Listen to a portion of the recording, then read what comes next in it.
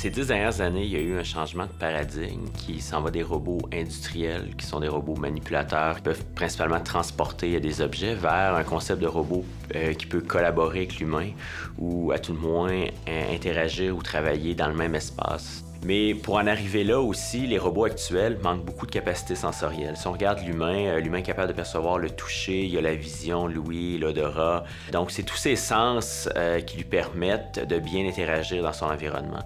Donc, mes activités de recherche se comportent principalement sur le développement des technologies de capteurs pour aider les robots à mieux percevoir leur environnement, rendre les robots plus sécuritaires.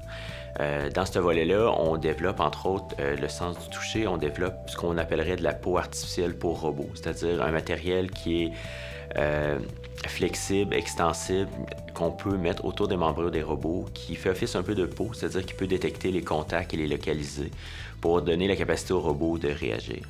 Un autre de mes axes de recherche que beaucoup de gens travaillent dans mon laboratoire est sur l'aspect des capacités des robots à interagir avec l'humain. Un exemple de ceci est la programmation des robots par le sens du toucher. Je travaille actuellement à faire en sorte qu'on puisse programmer les robots directement en guidant le robot, un peu comme qu'on le ferait à un enfant, en le prenant directement par le bras, par la main et en lui montrant le chemin à parcourir ou la tâche à effectuer.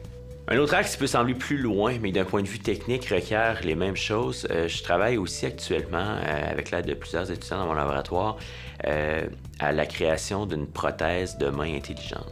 Les personnes qui ont un membre artificiel ne perçoivent pas le sens du toucher, ça les oblige à reposer beaucoup leurs mouvements sur leur sens visuel. Ils doivent toujours regarder ce qu'ils vont prendre, comment ils l'ont pris, est-ce qu'ils ont dans leurs mains.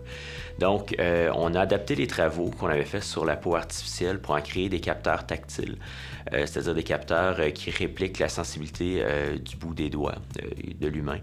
Et on l'adapte à une prothèse et on vient lier cette prothèse à un appareil haptique. Donc, c'est un appareil qu'on pose sur le bras qui est capable de transmettre les sensations perçues à l'extrémité de la prothèse.